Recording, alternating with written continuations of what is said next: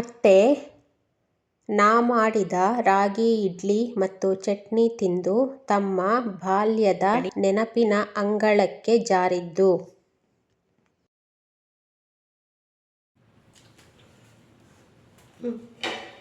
ಬೇರೆಪದಲ್ಲಿ ಇಂಥ ಇಡ್ಲಿ ರಾಗಿ ಇಡ್ಲಿ ಮಾಡಿದ್ವಿ. ಎಷ್ಟು ಚೆನ್ನಾಗಿದ್ದು ಗಂಗ.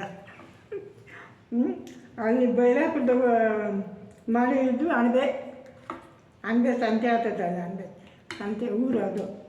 ನಾವು ಮಾಡ್ತೀವಿ ಗೋರಿಬಿದ್ನೂರಪ್ಪನ. ಅಲ್ಲಿಗೆ ಹೋಗಿದ್ವಿ ನಾವು ನಮ್ಮ ಅಜ್ಜಿ. ನಿಂಗಾಯ್ತು ನನಗೆ ಹೋಗಿದ್ವಿ ನಮ್ಮ ಮಾಡ್ತೀವಿ. ಎಷ್ಟು ವರ್ಷ ನಿನ್ಗೆ ಅವಾಗ? ಎಷ್ಟು ಎಷ್ಟಿದ್ದೆ ನೀನು? ನಾನು ಅಷ್ಟತ್ರ ಇದ್ದೆ. ಅಷ್ಟತ್ರ ಹುಡುಗಿಯಲ್ಲಿ ನೀನು ನಿಮ್ಮ ಬೈರಾಪುರ ನಿಮ್ಮ ಅಜ್ಜಿ ಊರಿಗೆ ಹೋದಾಗ ಅಲ್ಲಿ ನಮ್ಮ ಅಜ್ಜಿಯಿಂದ ಹೋದೆ ನಾನು. ಮರಕೆ ತಗೊಂಡು ನಮ್ಮ ಅಜ್ಜಿಯಿಂದ ಹೋದೆ ಅಂಗಡಿಗೆ. ಅಲ್ಲಿಗೆ ಹೋದಾಗ ಬಂದಿದ್ರು. ಆಯಮ್ಮ ನಾಟ ಮಾಡಿರಿ ಅಂತ ಕೊಟ್ಟಳು. ಅದೇ ಇಂಥ ಇಡ್ಲಿನಾಗ ಹಂಗೆ ಮ್ಯಾತ್ಕತ್ತೆ ಹಂಗೆ ಮಾಡಿದ್ರು. ಏನು ಕಥೆನು ಇದೇ ಇಡ್ಲಿ ಅಂದರೆ ರಾಗಿ ಇಡ್ಲಿ ಮಾಡಿದ್ರು ಅವರು. ರಾಗಿ ಇಡ್ಲಿ ಆವಾಗ ತಿಂದಿರೋ ಇವಾಗ ಜ್ಞಾಪಕ ಬರ್ತಾಯಿದೆ. ಆಮೇಲೆ ರಾಗಿ ಇಡ್ಲಿ ತಿಂದಿಲ್ಲ? ಮಾಡಿಲ್ಲ. ನೀನು ಚಿಕ್ಕ ಹುಡುಗಿಯಲ್ಲಿ ತಿಂದಿದ್ದು ರಾಗಿ ಇಡ್ಲಿ, ಇವಾಗ ನಾನು ಮಾಡಿದ್ಮೇಲೆ ತಿಂತಾ ಇದ್ದೀನಿ. ಅವಾಗ ತಿಂದಿದ್ದು ರಾಗಿ ಇಡ್ಲಿ ಮತ್ತು ಅಣಬೆ ಸಾರು. ಅಣಬೆ ಸಾರವ ಚಟ್ನಿನೇ ಊರು ಅಣಬೆ ಅಂತ ಸಂತೆ ಆಗ್ತದೆ. ನಾವು ಗೋರಿಬಿದ್ನೂರು ಹೆಂಗೆ ಅಂತೀವಿ ಹಂಗೆ ಅಣಬೆ ಅಂತ. ಊರ ಹೆಸರು ಅಣಬೆನಾ? ಸಂತೆ ಆಗ್ತದೆ. ಇವಾಗ ಗೋರಿಬಿದ್ನೂರು ಮಂಚನಹಳ್ಳಿ ಹಂಗೆ ಅಣಬೆ ಅಂತ. ಅಣಬೆ ಅಂತ ಊರು. ಸಂತೆ ಆಗ್ತದೆ ನನಗೆ ಅಲ್ಲಿ ದೊಡ್ಡಲ್ಲಿ. ಆ ಸಂತೆಗೆ ನೀನು ನಿಮ್ಮ ಅಜ್ಜಿ ಮಡಿಕೆ ತೊಗೊಂಡು ಹೋಗಿದ್ದೀರಾ ಮಾರಾಟಕ್ಕೆ? ಹಳ್ಳಿ ಊರಕ್ಕೆ ಹೋಗಿದ್ವಿ.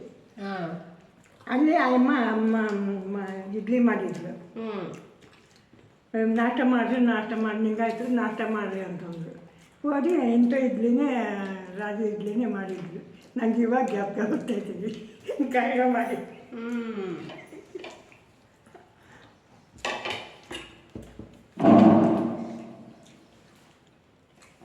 ನಾನು ಮಧ್ಯಾಹ್ನ ಯಾವಾಗ ಅಂಬೋದು ನೋಡಿ ಮೆಲ್ಸೋಣಕ್ಕೆ ಮಾಡೋರು ಅಂತ.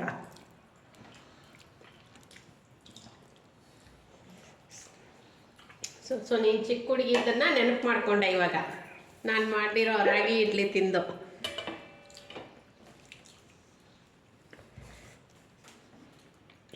ನಿಮ್ಗೆ ಯಾವುದಾದ್ರು ಈ ಥರ ನೆನಪುಗಳಿದೆಯೇನ್ರಿ ನಿಮಗೆ?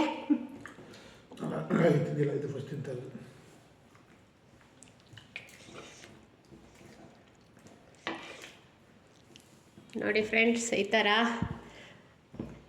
ನಮ್ಮದೇನು ಹೊಸದಾಗಿ ಇವೇನು ಟ್ರೈ ಮಾಡ್ತಾ ಇಲ್ಲ. ಯಾವುದೋ ಕಾಲದಿಂದನೂ ಇದನ್ನು ಮಾಡ್ತಾ ಇದ್ದಾರೆ ರಾಗಿ ಇಡ್ಲಿ.